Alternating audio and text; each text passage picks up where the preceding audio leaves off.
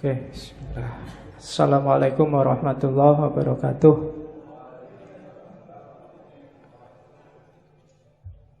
Bismillahirrahmanirrahim. Alhamdulillahi rabbil alamin.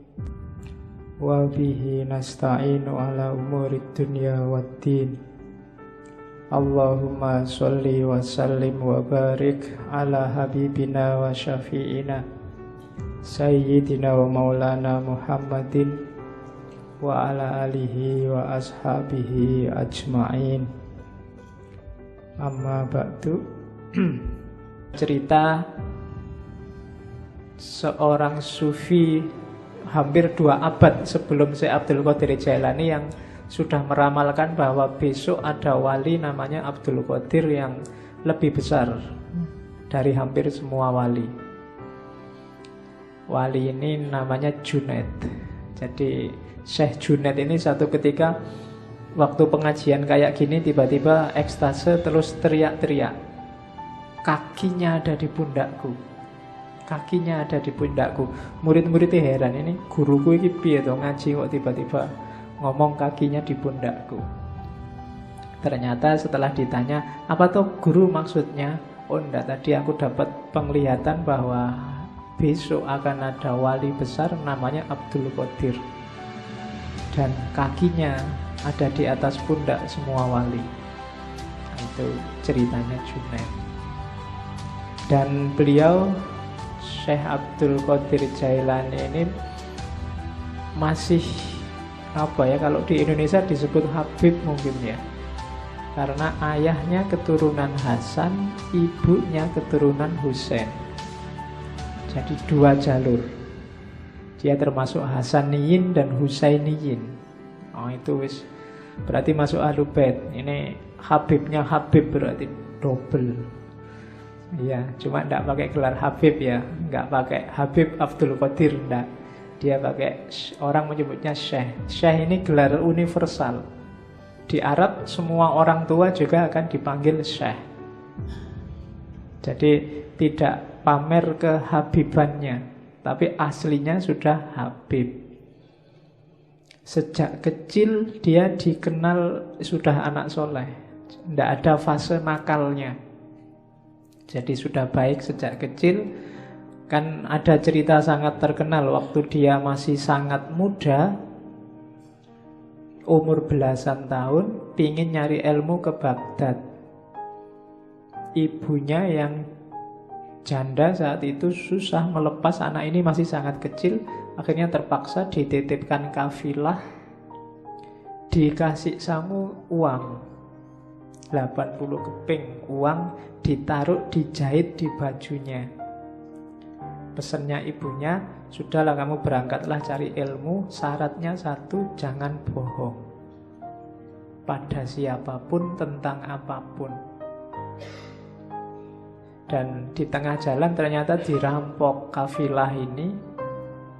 Semua barang-barangnya diambil. Tidak ada yang nganggep si Abdul Qadir ini. Sampai kemudian ada perampok yang tanya, kamu punya harta apa? Masih kecil. Abdul Qadir bilang, saya tidak bawa apa-apa, cuma tadi dititipin ibu, di bawah baju ini dijahit. Jadi perampoknya heran, kok kamu diem aja, kita juga tidak percaya kalau kamu punya barang, kok malah kamu cerita. Katanya Syekh Abdul Qadir Jailani muda, loh ibu saya pesannya nggak boleh bohong. Dan gara-gara ini kabarnya terus perampokannya nggak jadi, perampoknya tobat. Iya. Jadi itu yang saya sebut jalur hidayah itu dari mana saja. Maka orang yo nyari hidayah dari macam-macam. Jangan disalah-salahkan. Kalau amal itu amal kebaikan. Loh kan amal kebaikan yang lain banyak. Lah iya jalurnya banyak. Yang lain juga dilakukan macam-macam. Nanti dari salah satunya mungkin akan datang hidayahnya Allah. Nanti Syekh Abdul Qadir ini ada cerita waktu di Baghdad pingin daftar ke universitasnya Ghazali, Madrasah Nizamiyah, tapi nggak diterima. Ya mungkin ya kayak kalian mungkin ngelamar di kampus mana, UGM apa mana, terus ditolak. Nggak apa-apa, nggak usah galau. Si Abdul Qadir Jailani juga nggak diterima kok awalnya. Dari situ terus dia nyari guru-guru yang lain. Banyak gurunya, orang-orang suci, orang-orang terkenal. Termasuk yang paling dekat ada syekh namanya Syekh Hamad. Syekh Hamad ini penjual sirup di pasar, tapi termasuk seorang wali besar. Dan nanti dari banyak wali inilah, dari banyak ulama, Syekh Abdul Qadir Jailani belajar. Awalnya sebenarnya dikenal juga sebagai ahli fikih fuqaha, tapi kemudian mengembangkan ilmunya dan masuk ke dunia tasawuf, sampai kemudian dikenal sebagai guru besar. Ceritanya satu ketika sebenarnya dia tidak pingin ceramah-ceramah, ngajar-ngajar itu, tapi ceritanya Syekh Abdul Qadir sendiri, tiba-tiba ada dorongan kuat sekali dari dirinya untuk ngomong. Akhirnya kalau hari ini kultum lah dia, dengan audien paling ya orang sekitarnya, termasuk yang ada di masjid. Begitu dia ngomong ceramah, banyak orang yang terpengaruh. Besoknya masjidnya penuh, besoknya lagi luber sampai halaman, besoknya lagi sampai sealun-alun kota, besoknya lagi orang satu kota. Sampai ceritanya si Abdul Qadir kalau ceramah biar kelihatan naik ke menaranya masjid. Jadi ya karena audiennya orang Baghdad, orang soleh-soleh. Kalau di Indonesia ya susah. Kamu ceramah sampai capek ya yang datang ya paling berapa zaman itu. Dan beliau dikenal kemudian sebagai wali besar dengan segala cerita. Kalau di kitab-kitab manaqib itu kan banyak cerita-cerita karomahnya. Itu yang sering dikritik oleh orang yang tidak suka manaqib. Di situ banyak cerita yang tidak masuk akal. Ya jawabannya gampang lah, namanya aja karomah. Definisinya yang khawarikul adat mesti. Ya pasti tidak masuk akal. Kalau masuk akal namanya bukan karomah. Kalau ndak aneh ya namanya bukan karomah. Itu kan sebagai bukti antara lain untuk menguatkan kewaliannya. Sama kayak Nabi dengan mukjizat. Mukjizat ya pasti nggak masuk akal. Untuk Nabi namanya mukjizat, untuk wali namanya karomah. Jadi kalau ada orang mengkritik, di situ banyak peristiwa yang ndak masuk akal. Lah iya, makanya namanya karomah. Kalau masuk akal namanya peristiwa biasa. Jadi itu tentang manaqib. Kapan-kapan kita ngomong cara menyikapi kisah-kisah luar biasa. Kalau dalam tradisi antropologi namanya mitos. Ya kadang-kadang dipahami secara harafiah kayak karomah tadi, kadang memahaminya harus secara simbolik, kadang memahaminya harus secara eksistensial. Cuma ini kapan-kapan menjelaskannya, karena frekuensinya beda. Malam ini frekuensinya frekuensi yang melampaui akal. Jadi kalau bahasanya Hussein Nasr namanya intelijensi. Intelijensi itu lebih dari sekedar akal dan panca indera. Dunia tasawuf itu tidak sekedar sampai akal. Kalau hanya sampai akal ya lahirnya kayak filsafat barat. Tapi melampaui itu. Melampaui itu bukan nggak pakai akal. Iya pakai akal tapi tidak sekedar akal. Alatnya tidak cuma akal. Intuisi juga main, insting juga main, naluri juga main, teks juga main, nas juga main. Jadi lebih kompleks. Itu yang terjadi di dunia tasawuf. Kalau dunia fikih fokusnya hanya teks. Kalau dunia filsafat fokusnya kebanyakan akal. Tapi di tasawuf semua dipakai. Itu yang bikin tasawuf agak rumit kalau dikaji. Oke, Syekh Abdul Qadir Jailani ini sebenarnya hobinya memang ilmu dan suluk. Cuma karena mengikuti sunnah Rasul ya beliau nikah juga. Nikahnya umur 51 tahun. Ya. Cuma nikah umur 51 nanti beliau meninggalnya umur 90. Nikah umur 51 istrinya langsung 4. Iyalah, lo kan levelnya wali mesti banyak yang mau lah.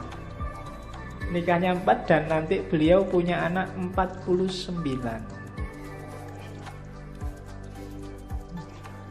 20 laki-laki dan sisanya perempuan. Ya tinggal kamu hitunglah rata-rata berapa satu istri. Oke, berarti kan produktif kan? Ilmunya produktif, tasawufnya produktif. Ya. Dan hampir semua putra-putrinya jadi orang-orang besar di dunia tasawuf. Beberapa kemarin keturunan ke-19 atau 17 itu diundang ke Indonesia. Yang saya ingat belakangan di waktu harlahnya Muslimat, itu keturunan Syekh Abdul Qadir Jailani keberapa. Terus beberapa tahun sebelumnya juga ada. Banyak yang memang jadi orang besar. Makanya kiai-kiai kalau di Jawa itu banyak yang istrinya lebih dari satu. Logikanya apa? Orang-orang ini kan dianggap orang-orang berkualitas. Nah, orang-orang berkualitas ini diharapkan melahirkan generasi yang berkualitas juga. Maka jangan sampai anaknya cuma sedikit, eman-eman. Bahasanya orang Jawa kan, yang bisa melahirkan macan kan hanya macan. Nah, orang-orang ini logikanya kayak macan. Jadi biar lahir banyak macan, anaknya harus banyak. Cuma untuk anaknya banyak kan ya istri satu mungkin agak berat, istrinya harus banyak juga. Nah, pakai alasan ini ya. Oke. Jadi kalau ada yang mau nikah lagi, saya ini tergolong macan loh. Ya, macan obong. Oke. Jadi itu Syekh Abdul Qadir Jailani. Kitab-kitabnya yang paling terkenal 3, belum termasuk Sirrul Asrar. Yang pertama Hunyah. Hunyah itu judul lengkapnya mungkin Al-Hunyatu fi Talibi Thoriqil Haqqi, apa saya lupa. Tapi terkenalnya memang kitab Hunyah. Terus yang kedua Fathur Rabbani. Dan yang ketiga Futuhul Ghaib. Dan beberapa kitab-kitab kecil, risalah-risalah, termasuk Sirrul Asrar. Sirrul Asrar ini tipis kitabnya, bisa di-download langsung. Yang bahasa Arab, terjemahnya juga bisa di-download langsung. Tapi saya sangat rekomendasi jangan pakai terjemahan. Terjemahan saya lihat online itu ada beberapa kelihatannya pakai bahasa Melayu Malaysia. Bukan urusan bahasanya, cuma urutan apanya ya, cara menerjemahkannya agak bulat, susah dipahami. Mending langsung bahasa Arabnya bagi yang ngerti bahasa Arab. Atau yang ingin terjemahannya, beli terjemahan yang resmi. Biasanya yang dicetak jadi buku dan dijual bebas itu lebih tertib. Karena banyak yang menerjemahkan sendiri, tidak karu-karuan terus diupload. Kalau ingin ngerti aslinya ya memang dari Arabnya. Kitab itu tipis, babnya ada 24. Di awal Syekh Abdul Qadir Jailani bilang kitab ini untuk murid-murid pemula. Jadi orang-orang awam, pemula yang mau masuk ke dunia tasawuf. Babnya ada 24. Alasannya kalimat syahadat la ilaha illallah Muhammadur Rasulullah itu hurufnya ada 24. Dan 1 jam sehari juga ada 24 jam. Jadi saya akan nulis 24 bab dalam kitab yang nanti diberi judul Sirrul Asror. Ya malam ini kita cuplik beberapa, tidak semua ya. Kalau semuanya nggak mungkin. Saya ambil beberapa sesuai tema kita tentang ibadah. Jadi yang nanti hampir semua penjelasannya tentang ibadah nanti double 2. Ada ibadah lahir, ada ibadah batin. Ini terjemahan saya. Kalau di naskah aslinya ada ibadah syariah, ada ibadah thariqah. Dan saya tidak akan jelaskan yang ibadah syariah, kalian pasti sudah ngerti semua. Kita fokus ke yang ibadah batinnya, meskipun dua-duanya saling terkait. Nanti kita lihat dasar-dasarnya, kemudian kita lihat praksis ibadahnya. Oke, bismillah, dimulai. Saya potong yang bagian awal ya. Tidak apa-apa, sekali-sekali pakai bahasa Arab biar kayak ngaji beneran. Jadi itu kalimat di bab awal, pembukaan. Sebenarnya sebelum itu ada beberapa uraian tentang cahaya, bahwa segalanya memang awalnya adalah cahaya. Nanti ada penjelasan tentang Nur Muhammad, kedudukan ilmu dan lain sebagainya. Cuma saya loncati biar tidak terlalu panjang dan kelihatannya di beberapa bagian perlu penjelasan khusus. Kalau sambil lalu agak susah, maka saya potong di level jamaah ngaji kita. Kan levelnya masih pemula semua. Jadi kita ambil yang bagian-bagian awal dulu untuk pemula. Itu kalimat awal. Fal ilmul munazzalu alaina ilmani. Ilmu yang diturunkan oleh Allah pada kita itu ada dua jenis ilmu, dua jenis pengetahuan. Zahirun wa batinun. Ada ilmu lahir, ada ilmu batin, yakni asyariah wal ma'rifah. Yang lahir namanya syariat, yang batin namanya ma'rifat. Fa'amrun bisyariati ala dhahir, fa'amaro bisyariati ala dhahirina wa bil ma'rifati ala batinina. Maka Allah memerintahkan untuk melaksanakan syariat terhadap lahiriah kita, jasmaniah kita, wabil ma'rifah ala batinina, dan memerintahkan untuk makrifat pada batin kita. Liantaja min ijtima'ihima ilmul haqiqah, supaya lahir dari persatuan syariat dan makrifat, yaitu ilmul haqiqah, pengetahuan tentang hakikat.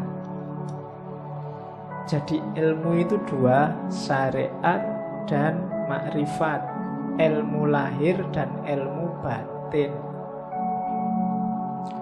Yang syariah diperintahkan untuk lahir, yang makrifat diperintahkan untuk batin. Dua-duanya harus jalan. Jadi kalau ada orang bilang tasawuf itu anti syariat, berarti belum banyak membaca buku-buku tasawuf.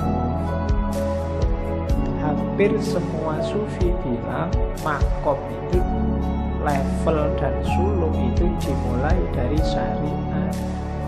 Cuma jangan berhenti di syariat. Syariat cuma lahirnya, butuh batinnya. Beliau menyebutnya makrifat.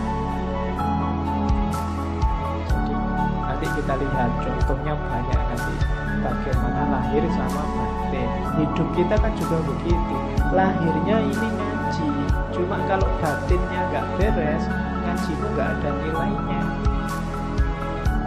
Ngaji cuma ingin nonton santri yang Itu kan nggak dapat apa-apa. Kelihatannya sekarang banyak putrinya berangkat. Beda kan, hasilnya beda. Kalau batinnya nggak beres, lahirnya juga nggak bernilai. Tiap hari apel nganter, tapi di dalamnya nggak ada rasa apa-apa. Itu kan nggak ada nilainya nganternya sama apelnya. Wong nggak ada senengnya itu. Awalnya kan batin dulu, baru ada manifestasi lahirnya. Apapun itu, kuliah, apalagi kerja, apalagi bahkan makan. Ini kan aspek-aspek lahiriah. Batinnya harus beres. Kuliahmu itu cari ilmu apa cari ijazah apa cari gelar? Makan itu biar kenyang apa biar hidup apa biar besar apa biar... Itu kan batinnya. Segalanya pasti ada lahirnya, ada batinnya. Dua-duanya harus beres. Batin juga enggak ada apa-apanya. Pak, saya ikhlas Pak ngaji itu Pak, tapi nggak pernah ngaji ya podo wae. Ya kan? Atau ngaji tapi niatnya nggak ikhlas, sama aja. Jadi harus gabung.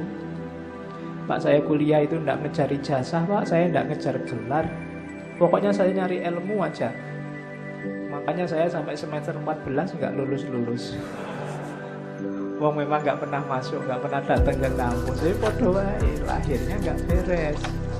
Dua-duanya harus beres. Kalau dua-duanya harus beres, akan ketemu namanya ilmu hakikoh.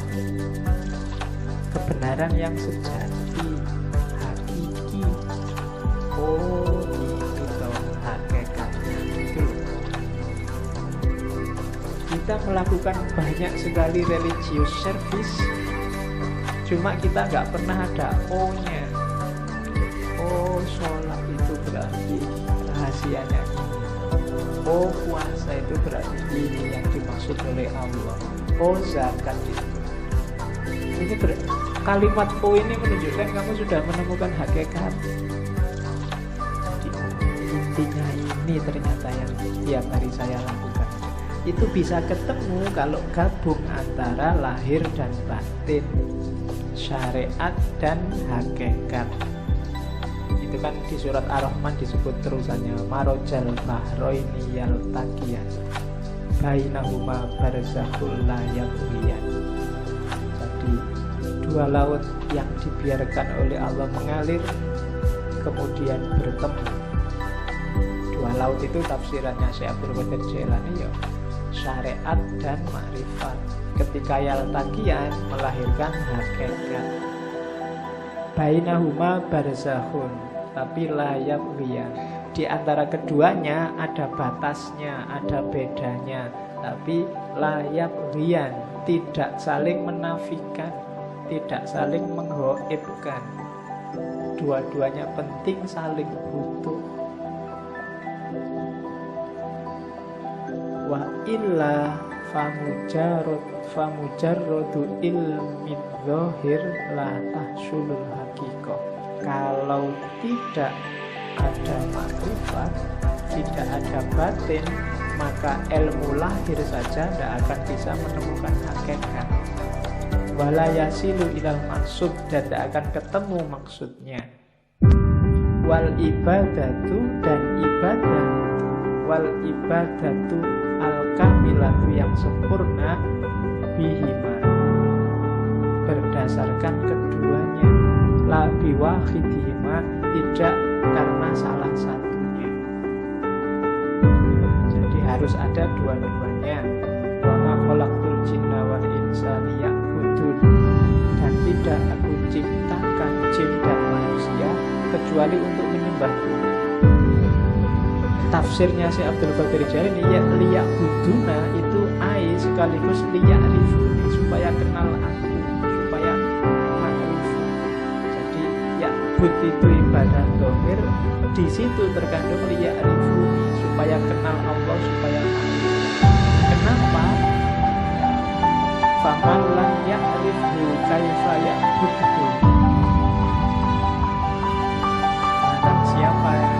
Karena siapa yang tidak mengenalnya, bagaimana dia bisa menyembahnya? Kita kita bisa ibadah. Ibadah itu kan melayani Allah, mengabdi pada Allah. Nah, kalau kita tidak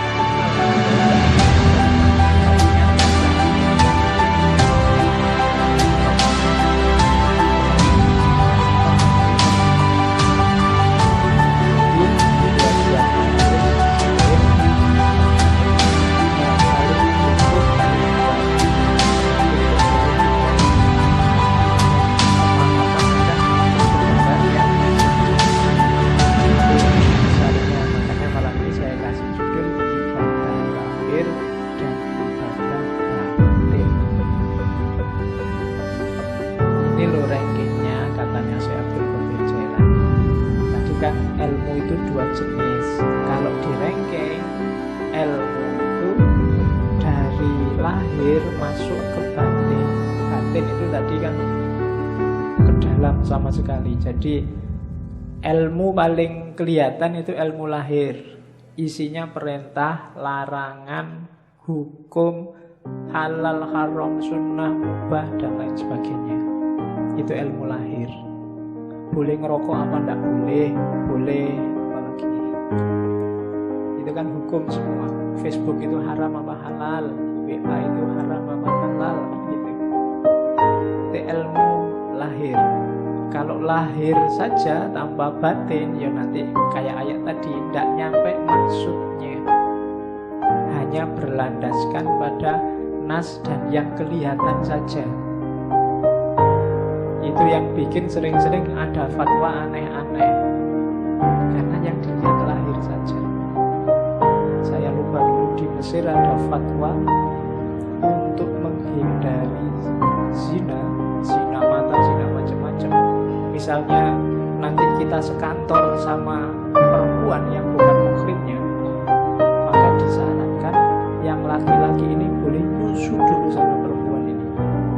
Kalau sudah nyusu kan jadi anak susuan halal, bukan lagi. Ada kan ya gitu loh. Dulu saya lupa Mesir apa mana itu mufti yang fatwanya aneh. Jadi biar kalau kita berdua sama perempuan bukan muslim satu ruangan kan nggak boleh. Biar halal nyusu lah. Kalau sudah nyusu jadi anak susuannya halal sekarang. Enak ya kalau gitu. Tapi nggak usah minta nyusu ya di masjid. Oke.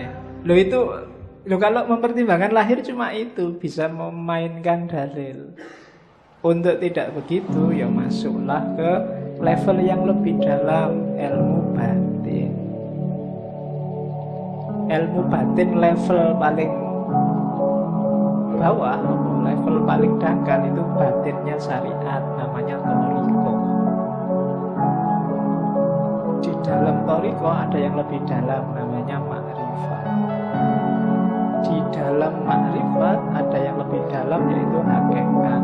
Itu yang katanya Syekh Abdul Qadir Jailani, batinul bawatin, batinnya batin. Jadi lapisan paling luar syariat, lapisan di dalamnya thariqah.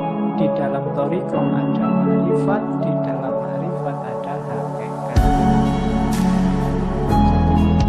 Syariat itu perintah lahiriahnya.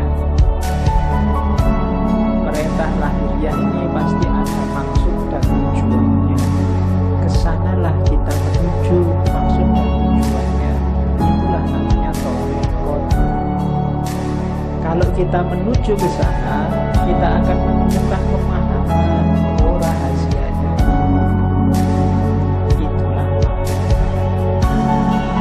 Kalau sudah kampung semua syariat ma'rifat, kita akan sampai pada makom menemukan kebenaran yang hakiki dan sejati. Beberapa sufi menganggap ma'rifat sama hakikat itu satu level. Orang yang sudah ngerti hakikat pasti dia ma'rifat, orang yang ma'rifat pasti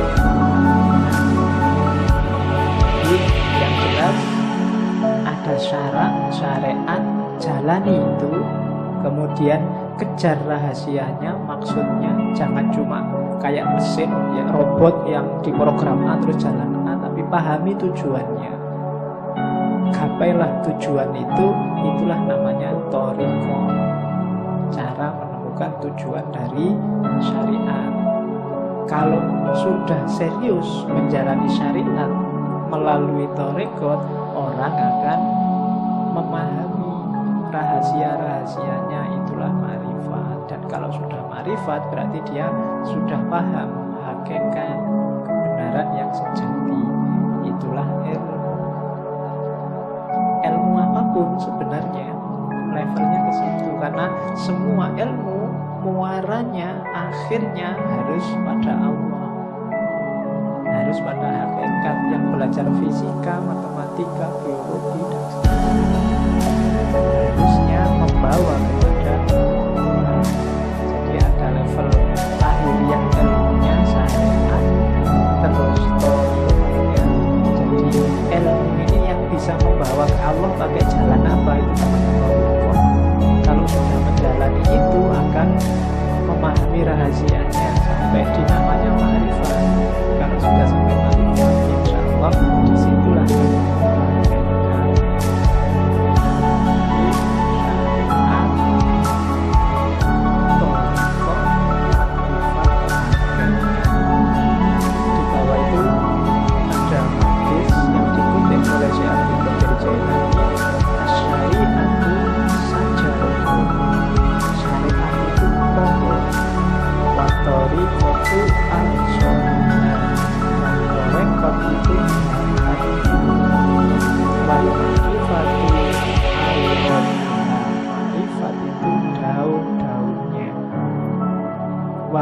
hakikatu asmaruha. Hakikat itu buahnya. Saya tidak tahu kalau bahasa Indonesia asmara itu jangan-jangan menyerap dari bahasa Arab. Asmar. Asmar itu buahnya banyak. Jadi asmara itu berarti buahnya banyak. Oke. Wal Qur'anu jami'un ya bijami'iha, dan semua itu tentang syariat, thariqah, ma'rifat, hakikat itu dikompilasi oleh Allah dalam Al-Qur'an. Bijami'iha, kita bisa menemukannya gimana? Bidalalah wal isyarah. Kalau bidalalah namanya tafsir, kalau wal isyarah namanya takwil. Ada yang bisa langsung dipahami dijadikan dalil, namanya tafsir. Ada yang sifatnya isyarat, harus pakai takwil dulu baru ketemu rahasianya. Jadi ada ilmu lahir, ada ilmu batin, kemudian ada level dan rankingnya ilmu. Diawali syariat, terus thariqah, terus ma'rifat, terus hakikat. Oke, sekarang kita lihat permis-permisnya. Berarti apa? Berarti kita dahulu dari syariat menuju hakikat. Berarti tugas kita di dunia itu yang pertama belajar tentang syariat, kemudian menjalani syariat, kemudian belajar tentang hakikat dan memahami hakikat, kemudian menjalankan hakikat lewat proses. Jadi dari syariat menuju hakikat. Jangan khawatir kalau ada yang ngomong sufi tidak sholat, sufi tidak puasa, itu bukan.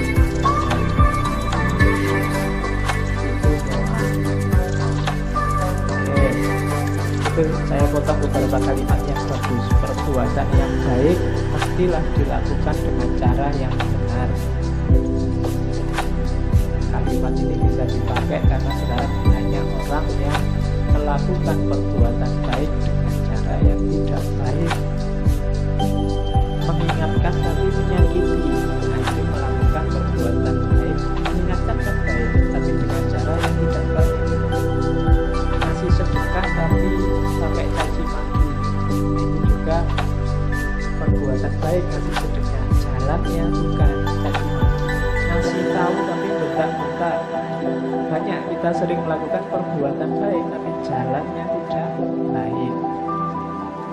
Ada juga yang kedua, berhati-hatilah dalam beramal agar amalan itu bukan untuk dipertontonkan atau diperdengarkan pada orang lain. Semua dilakukan karena Allah, hanya nyari ridhonya. Banyak sekarang orang yang pamer. Dan alhamdulillah media massa hari ini, medsos hari ini itu mendukung kita untuk pamer. Jangan pamer dikit aja di posting di foto. Traktir temen nih, semua ngasih jempol. Ya enggak tahu sih, mungkin mamerkan itu ya motifnya juga mungkin bukan pamer, tapi ya wujudnya pamer itu.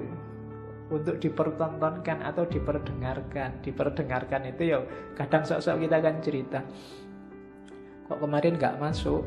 Wah, mohon maaf ya Pak, saya itu banyak acara Pak. Hari kemarin itu saya diundang ke sana. Kemarin ya, itu memperdengarkan. Mempertontonkan atau memperdengarkan bahwa kamu orang baik, bahwa kamu orang hebat, bahwa kamu melakukan hal-hal yang terpuji dan seterusnya. Hati-hati, katanya Syekh Abdul Qadir Jailani, nilai amalmu bisa rusak.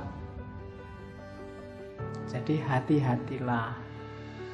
Ya memang kita wajib melakukan kebaikan, cuma jangan sampai sudah capek-capek berbuat baik tidak ada nilainya, karena ujungnya hanya pamer. Ujungnya hanya ingin dilihat atau didengarkan orang lain. Yo, hati-hati, tidak akan ketemu hakikat. Syariatnya benar nolong orang, tapi ya karena dipamer-pamerkan, mungkin hasilnya ya cuma dipuji orang. Hakikat amalnya hilang. Jadi berbuat baik itu dari syariat menuju hakikat, kemudian pakai thariqat yang baik, dan motifnya harus ikhlas. Ikhlas itu hendak mempertimbangkan efeknya. Apakah dipuji orang, apakah dicaci orang, kalau memang baik dijalani aja.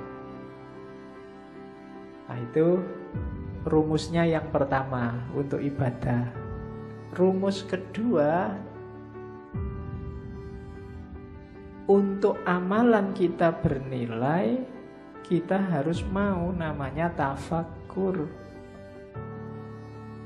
Kenapa? Yo, kita itu manusia, sok-sok keliru, sok-sok salah, kadang-kadang tidak pas.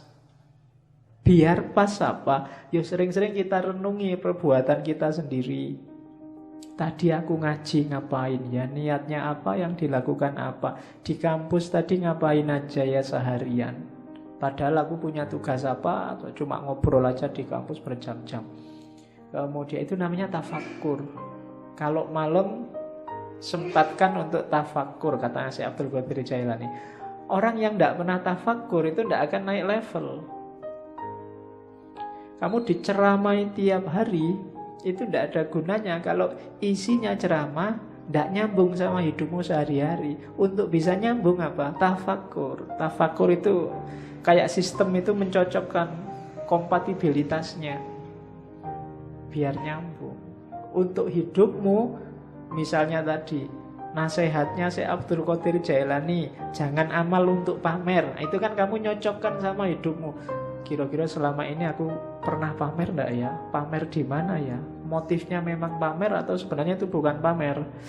Itu cuma tahadus bin nikmah. Wah, misalnya kamu kan sering begitu, menceritakan kenikmatan, atau itu cuma alibi aja, janjinya ya pamer. Atau loh, itu namanya tafakkur. Kamu mikir dirimu sendiri, peduli amat orang komentar apa, tapi sebenarnya itu. Nah, itu tafakkur namanya. Dan orang berilmu yang suka tafakkur ini kan nilainya di banyak hadis disebut lebih tinggi daripada ibadah. Di situ kalau di Syekh Abdul Qadir Jailani ada 3 jenis tafakkur. Yang pertama apa? Merenungi sesuatu dan mencari sebabnya, mencari bagian-bagiannya, sampai kemudian ketemu Allah. Aku bisa begini itu karena siapa ya? ada peristiwa itu ditelusuri asal-usulnya. Ya sih, semuanya memang skenarionya Allah. Tafakur yang semacam ini kayak ibadah 1 tahun, katanya Syekh Abdul Qadir Jailani. Yang kedua, merenungi perbuatannya, terus mencari akarnya. Dayaku dari mana? Apa saja yang aku lakukan? Cocok apa enggak sama kehendaknya Allah? Dan seterusnya. Nah, merenung semacam ini nilainya lebih dari 70 tahun ibadah. Padahal umur kita berapa tahun? Paling 70 tahun pas, itu kayak seumur hidup ibadah terus. Yang ketiga, merenungi hikmah kebijaksanaan ilahi dalam segala hal, bahwa apapun yang ditetapkan oleh Allah, di situ ada ilmu, ada pelajaran, ada kebaikan. Jadi renungi segala peristiwa dan temukan hikmahnya. Ini bernilai lebih dari 1000 tahun ibadah. Cuma ya jangan dihitung besarannya ya, karena orang kamu itu sering pakai kalkulator. Iya, wah sudah 70 tahun ibadah toh Pak. Santai Pak, berarti aku bisa ngapain aja sekarang, kan aku sudah tafakur, kan mesti gitu. Itu sebenarnya itu simbolik, isyarat dari Syekh Abdul Qadir Jailani bahwa itu loh besarnya pahala orang tafakur. Ada yang biasa, ada yang super, ada yang istimewa kayak martabak itu. Jadi ada yang level biasa pahalanya 70, ada yang pahalanya 1 tahun, ada yang pahalanya 100 dan 1000, malahan itu 1000 tahun loh. Itu tafakur, maksudnya keutamaannya. Jangan dihitung matematikanya. Itu nanti jangan-jangan kamu korupsi, Pak. Saya korupsi 1 juta. Yang 1 juta ini tak sodakohkan 100.000. Kan nanti dapat pahala 70.000 lipat. 70.000 kali 100.000, nah, hasilnya kan lumayan 70 juta. Dosanya sama pahalanya kan nanti menang pahalanya Pak. Berarti impas kita Pak, kan? Ya, itu namanya matematika. Itu yang bikin kadang-kadang para koruptor itu habis korupsi terus umroh. Ya kan? Sebelum korupsi umroh, setelah korupsi umroh. Kenapa? Karena perbuatan di antara 2 umroh ini diampuni 100%. Ya itu kamu sedang main matematika sama Gusti Allah. Emangnya Gusti Allah deso, nggak ngerti kalau buat abusi. Jadi itu tafakur dasarnya. Jadi ibadah, yo kamu jangan, Pak saya sudah bisa sholat kok Pak. Enggak, harus tafakur lagi. Sholatku sudah bener apa enggak? Kualitas sholatku zaman aliyah sama sekarang kira-kira semakin naik apa semakin drastis turunnya. Nah, itu kan tafakur yang bisa. Ya dulu saya sholat itu lama loh, sekarang kok bisa cepet ya. Oh itu tafakur yang bisa. Kamu mikir, ini gara-gara aku semakin pinter, apa gara-gara cepet itu waktuku mepet, sibuk terus, apa gara-gara itu tafakur. Kadang-kadang kan memang semakin pinter orang sholatnya semakin cepet. Ilmunya banyak masalahnya. Dia ngerti sela-selanya mana yang cuma sunnah, mana yang mubah, mana yang wajib. Karena sholat itu kalau diambil wajib-wajibnya saja, paling takbiratul ihram, Fatihah, ruku, bahkan bacaannya aja kan sunnah. Yang penting ruku, terus sujud, cepat. Jadi nggak sampai 2 menit 4 rakaat selesai. Apalagi diambil wajib. Apalagi Fatihahmu kan sering agak di-skip gitu kan. Tambah cepat ini. Ya kayak kamu nyetel video itu di fast forward, ada yang level 2, level 3 tambah cepat gitu. Untuk memperbaiki yang gini-gini ini kita butuh tafakur. Orang yang tidak mau menafakuri dirinya, kualitas hidupnya tidak akan naik. Yo gitu-gitu aja terus. Maka tafakur penting. Jadi rumus kedua sebelum ibadah, Kita harus menetapi tafakkur. Yang ketiga, fokusnya ibadah apa? Cinta ilahiyah. Cuma sebanyak apapun ibadah, kalau nggak sampai di terminal yang namanya cinta ilahi, itu biasanya cuma dapat capeknya. Untuk cinta ilahi apa? Rumusnya katanya, ya pelan-pelan, katanya si Abdul Qadir Jailani. Ya ndak ujuk-ujuk kamu terus jadi wali, terus dapat karomah, itu ndak iso. Jadi pelan-pelan. Yang pertama apa? Diperangi dulu nafsu hewaninya. Nafsu hewaninya itu biasanya nafsu yang sebabnya kita sendiri. Hasrat, keinginan, seterusnya. Rakus, tidur berlebihan, males, itu musuh paling besar dalam dirimu. Kalahkan ini dulu. Kalau mengalahkan dirimu sendiri aja tidak bisa, jangan harap dapat cinta ilahiyah. Kalau ini sudah menang kamu dari dirimu sendiri, rakus, males, sudah menang, jadi sudah hilang kualitas, baru kalahkan sifat sabu'iyah. Sabu'iyah itu sifat kebuasan.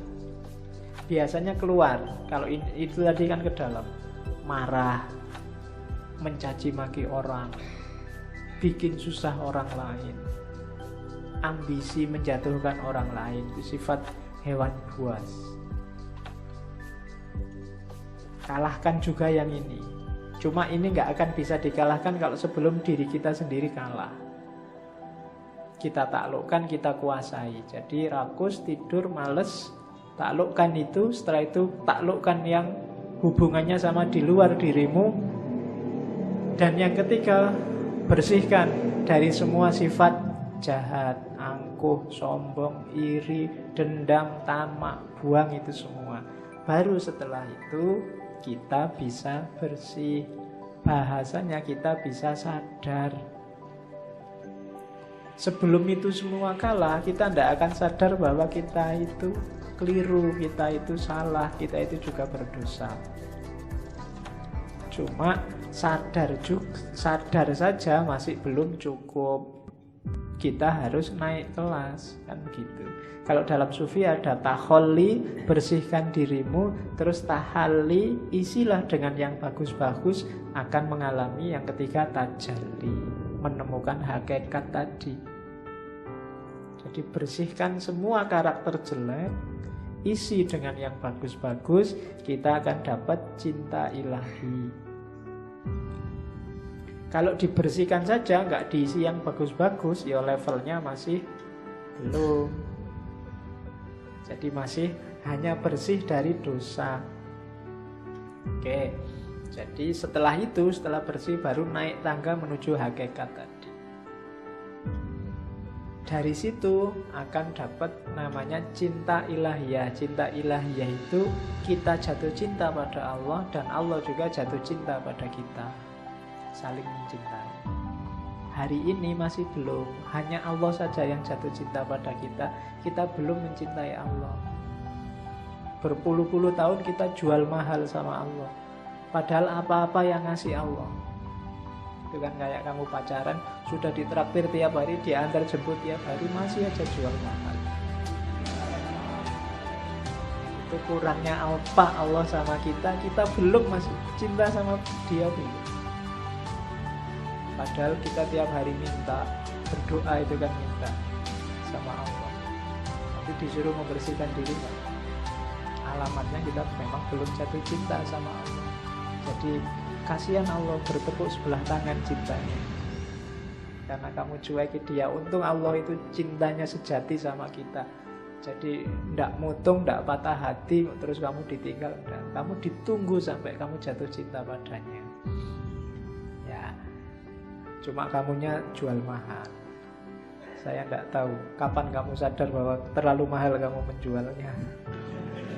Sama Allah, turunkan dikit lah harganya. Oke, ya kan? Apel sehari 5 kali. Itu pun waktu apel kamu cuek. Bayangkan loh, kalau kamu punya pacar, terus pacarmu apel, tapi pacarmu cuek, diajak ngomong tapi pikirannya kemana, lihat kemana-mana, tidak fokus sama yang diajak ngomong, itu kan tidak enak. Dan tiap hari Allah kamu gituin. Waktu kamu sholat pikiranmu kemana-mana, tidak merasa sedang berhadapan dengan dia. Itu kalau manusia biasa sudah nangis-nangis itu, sudah minta putuskan saja aku sedikit. Cuma Allah enggak, karena Allah sangat sayang pada kita, Rahman dan Rahim. Maka ini tipsnya dari Syekh Abdul Qadir Jailani. Terus setelah itu rumusnya apa? Untuk ibadah wujudkan tasawuf, untuk menggarap batinnya. Ini juga ada di Sirul Asror. Tasawuf itu apa? Tasawuf itu kan dari 4 huruf, ta, sod, wawu, sama fa. Taknya itu taubat, perbaikan diri di level apapun, awalnya harus taubat. Taubat itu menyesali kesalahan yang lama, kemudian membangun diri dengan perbuatan-perbuatan yang baik. Itu taubat, harus taubat dulu. Kalau merasa benar terus, orang yang selalu merasa benar itu biasanya berat kalau disuruh taubat. Dia merasa sudah full, wis apik, wis bener, ndak mungkin salah aku. Berarti wong sudah merasa paling benar, ya ndak mungkin taubat sudah. Maka katanya Syekh Abdul Qadir Jailani, levelnya pertama, mau melakukan apapun yang baik, syaratnya harus taubat. Bersihkan diri dulu. Karena ibaratnya kayak air, kalau campur sama kotor, hasilnya mesti kotor. Entah airnya dulu apa kotorannya dulu.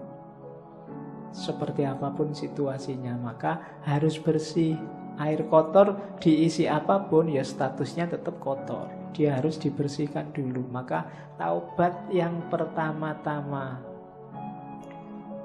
Setelah itu sofa. Sofa itu kesucian, ketentraman, kebahagiaan. Syaratnya untuk sofa, syaratnya untuk suci adalah, untuk tenang adalah, untuk tentram adalah bebas dari keterikatan dunia.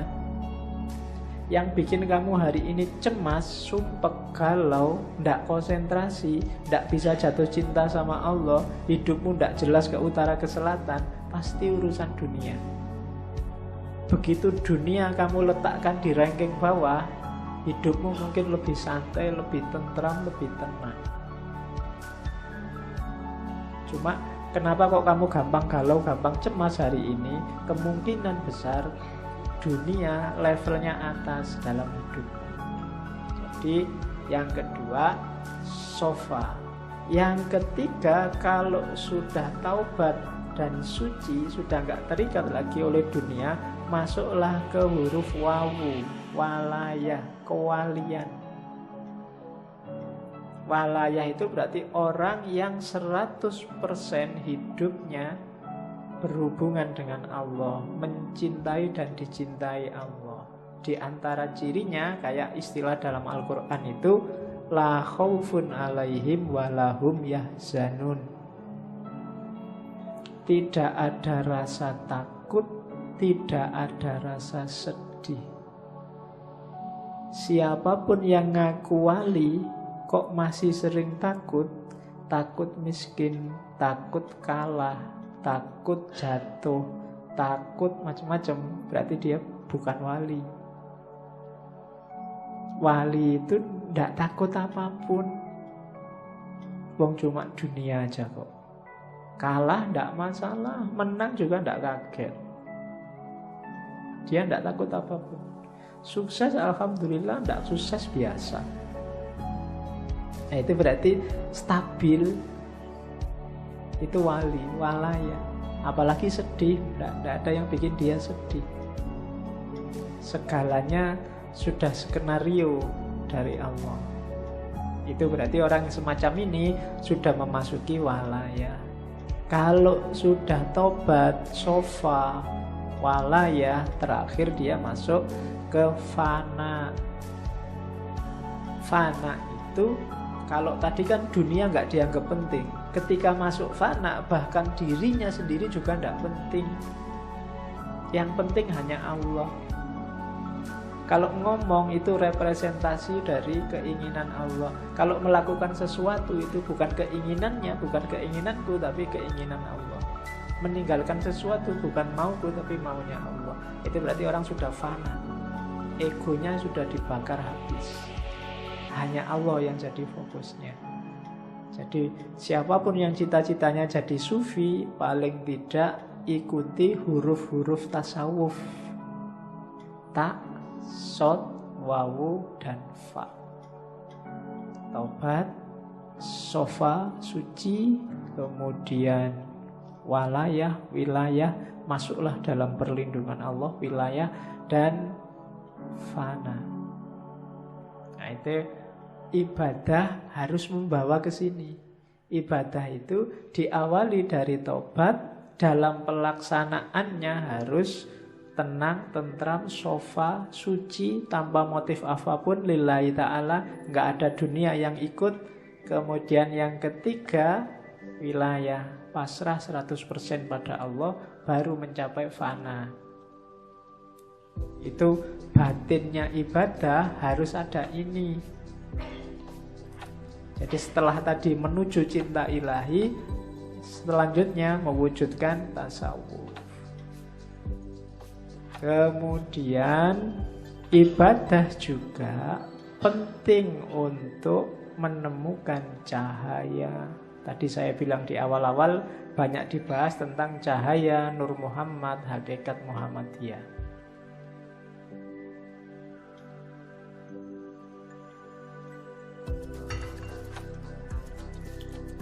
Yang ingin mengerti Nur Muhammad, hakikat Muhammadiyah, didengarkan ulang aja rekaman waktu Ibnu Arabi. Di semua sesinya, di ngaji sebelumnya banyak sudah ngomong itu. Cuma malam ini sengaja nggak saya ulang karena Syekh Abdul Qadir Jailani insya Allah beberapa kali masih akan kita kaji, entah di sesi tema apa. Malam ini kita fokus ke ibadah. Jadi ibadah juga satu jalan untuk menemukan cahaya nur. Ya cahaya primordial, cahaya sejati kan yang Nur Muhammad sama hakikat Muhammadiyah. Ya meskipun NU nggak usah nyari hakikat Nahdlatul Ulama. Urusannya beda. Jadi katanya Syekh Abdul Qadir Jailani, ibadahmu itu membawa manfaat maksimum. Ibadahmu akan sejati apabila bisa memantulkan cahaya ilahi. Untuk bisa ke sana, hatinya, jiwanya harus bersih. Sholatmu itu akan banyak manfaatnya kalau hatimu jernih, memantulkan mau dan maksudnya sholat yang sejati. Kenapa selama ini ibadah kita rasanya kok formalitas, tidak ngefek sama sekali dengan kehidupan kita? Karena kita ada dalam kegelapan. Orang yang gelap itu kan tidak kelihatan apa-apa. Sejatinya yang dia lakukan dia tidak paham, hakikat yang dia pahami, yang dia jalani juga dia tidak ngerti. Kenapa begitu? Karena hatinya gelap. Akalnya mungkin masih jalan, masih cerdas, bisa ngeritik sana, ngeritik sini, bisa ngomongnya kelas tinggi, tapi hidupnya sehari-hari tidak mencerminkan yang diomongkan, tidak mencerminkan yang diceramahkan kemana-mana. Kenapa begitu? Ya kalimatnya hanya berhenti di mulut. hidupnya sendiri, bukan cerminan itu. Kenapa kok hidupnya tidak jadi cerminan? Karena hatinya gelap. Menangkapnya pakai akal dia canggih, tapi menangkap pakai hati tidak bisa. Kenapa? Hatinya gelap. Nah, maka di antara syaratnya ibadah, biar maksimum manfaatnya, singkaplah kegelapan hati. Bersihkan hatimu. Kalau katanya Ghazali, kotorannya hati itu kayak satu titik kotor di kaca. Kalau masih awal-awal, segera kamu bersihkan, mudah. Tapi kalau kamu biarkan lama, apalagi terus ditambah kotoran lagi, tambah kotoran lagi, lama-lama gelap dan membersihkannya susah. Akhirnya yang gelap pun kamu anggap terang, karena kamu nggak pernah ngerti terang.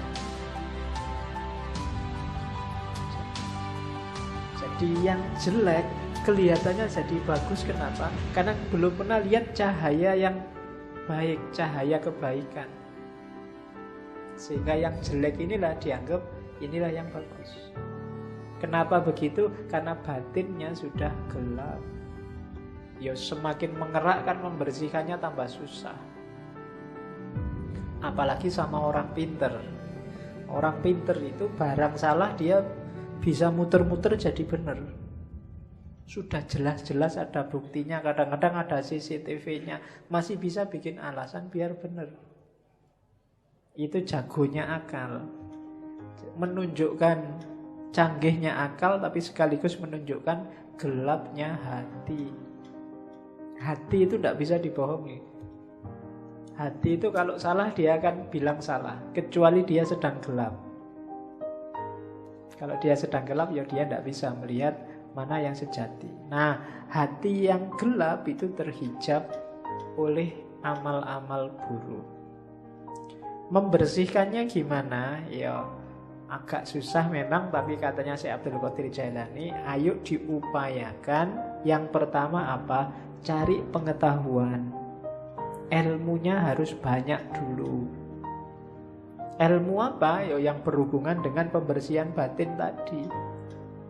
Cari ilmunya dulu, jangan ngawur. Nanti membersihkan hati pakai paranormal, membersihkan hati pakai apa? Nggak. Pengetahuan dulu, cari ilmunya dulu. Kalau sudah dapat ilmu, diamalkan ilmunya dengan usaha, dengan keberanian. Tidak ada gunanya ilmunya numpuk, ngaji sampai sesi 140 sekian, tapi tidak ada satupun yang diamalkan. Hidupmu tidak naik-naik kualitasnya. Ada pengetahuan, amalkan. Setelah itu, gunakan ilmumu untuk menaklukkan egomu. Tadi, menaklukkan dirimu. Dirimu harus ada di bawah kendali hati yang jernih, yang bercahaya. Akalmu jadikan pendukungnya. Akal ini bisa dibawa ke utara, bisa dibawa ke selatan. Akal ini pasukan yang paling kuat. Kalau kamu pakai mendukung kebaikan, ya dia kuat. Kamu pakai mendukung kejahatan, dia kuat juga. Anggota DPR itu orang pinter-pinter semua, dan akalnya bisa kompak untuk mendukung sesuatu yang jane ya wis kelihatan keliru, tapi bisa dibikin argumen macam-macam seolah-olah benar. Itu akal. Sebentar lagi mungkin perang Korea sama Amerika. Banyak yang tidak setuju perang. Antara yang setuju perang dan yang tidak setuju perang punya argumen semua, masuk akal semua. Itu akal. Kemarin waktu pilkada Jakarta, yang pro Ahok pakai akalnya juga, yang anti Ahok pakai akalnya juga. Itu akal. Maka akal itu tergantung dia dibawa kemana. Yang bisa menemukan yang sejati itu hati, kolbu. Cuma kolbu yang bisa menangkap cahaya, karena dia tidak mencari keluar, tapi memantulkan yang di dalam. Hanya saja syaratnya dia harus dalam kondisi jernih. Untuk menjernihkan prosesnya pengetahuan, kemudian diamalkan. Untuk selanjutnya kuasai dirimu biar nggak dikuasai oleh egomu. Nah, ini rumusnya. Ini kalau diceramahkan gampang. Enteng dong, cuma ngomong aja kan enak. Menjalankannya yang berat. Dan gak usah dianggap saya ngomong kayak gini terus, wah Pak Faiz berarti sudah gitu. Lambemu. Ya, kalau ngomong gini ini rumusnya kan tetap usikum wa nafsi. Yo ngandani diriku sendiri juga. Oke, kalau saya sudah bisa gini aku tadi wali, nggak mau ngaji di sini. Oke, terus kalau sudah jadi wali tema ngajinya nggak mungkin lagi ketemu Karl Marx, nggak mungkin lagi ketemu Nietzsche. Terus, nah godaannya sekarang. Ini yang paling menarik, godaan. Oke ya. Yang pertama, orang yang berilmu, bukan ilmu agama ya, ilmu lahir, itu biasanya godaannya adalah alam materi, dunia. Orang yang ilmunya level syariat itu godaannya keduniaan biasanya. Istrinya nambah, atau kekayaannya double, atau ngaji pakai tarif, atau macam-macam. Ini godaannya orang berilmu yang ilmunya masih syariah. Syariah ilmu ya, bukan syariah fakultas. Jadi syariat ilmu lahiriah tadi itu biasanya digoda oleh materi. Kalau orang levelnya di atasnya dikit, menyebutnya ahlul hikmah, orang pinter. Godaannya adalah alam malakut. Alam malakut ini alam rohani. Nikmatnya ilmu, nikmatnya yang gitu-gitu biasanya sering menjebak yang ruhaninya. Kalau orang setengah jalan sufi itu kan juga masuk orang bijaksana, itu biasanya godaannya karomahnya. Bisa apa dikit sudah bangga, sudah sombong. Baru ngerti dikit, baru ngaji 1-2 kali ngerti apa-apa merasa wis pointer. Nah, itu godaannya orang bijak. Jadi biasanya tergoda oleh alam malakut, dunia abstrak, dunia metafisik. Kalau ada orang lain, itu orang levelnya masih materi, ilmunya masih ilmu duniawi. Ilmuku lo ilmu akhirat, ilmuku ilmu metafisik, filsafat kelas tinggi dan seterusnya. Itu godaannya orang pinter. Godaannya ahli hakikat itu sifat-sifat ilahiyah, membanggakan dirinya sendiri. Aku kok bisa kayak gini ya. Berarti ini rasanya ekstase itu. Orang lain belum ngalami, aku sudah ngalami. Itu godaannya sudah. Terjatuh dalam kesombongan, kebanggaan diri. Sama jatuhnya juga pada egonya. Jadi yang satu digoda oleh materi, yang satu digoda oleh metafisik, alam malakut, dan yang satu digoda oleh sifat-sifat ketuhanan, sifat ilahi. Jadi orang baik terus kagum, kok bisa ya aku sedermawan ini. Itu penyakit sudah.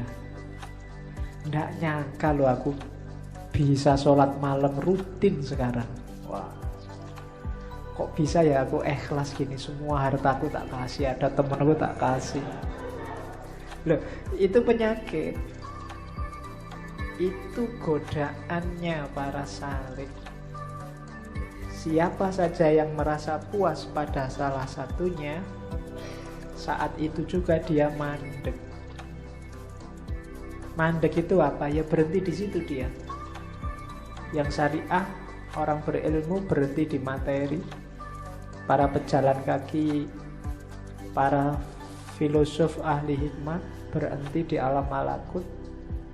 Dan ahli hakikat yang sudah puncak berhenti di alam sifat-sifatnya ilahi. Semuanya belum nyampe, berhenti di sana, tidak bisa meneruskan langkah. Maka hati-hati dengan jebakan-jebakan ini. Kalau kita sedang di tengah jalan sekarang, hati-hati. Saya tidak tahu kita ada di level mana. Jangan-jangan level yang paling bawah juga belum. Godaannya lebih dahsyat lagi. Berilmu aja belum, itu sudah godaan macam-macam. Semuanya hampir jadi godaannya, ya kan? Jadi hati-hati para pejalan, itu godaan. Kalau kamu tergoda, berarti kamu mandek, tidak mendekat lagi sama Allah. Berhenti di situ. Baru melakukan suluk sebentar terus merasa, wah, Allah itu selalu nolong aku. Ada apa-apa dikit, selamat aku. Ada polisi mau razia itu loh, selamat, tak bacain sholawat aja polisinya nggak lihat aku. Ya kan? Sering kan kayak gitu kamu. Itu godaan, itu jebakan. Biasanya orang yang sudah merasa, wah Allah itu berat,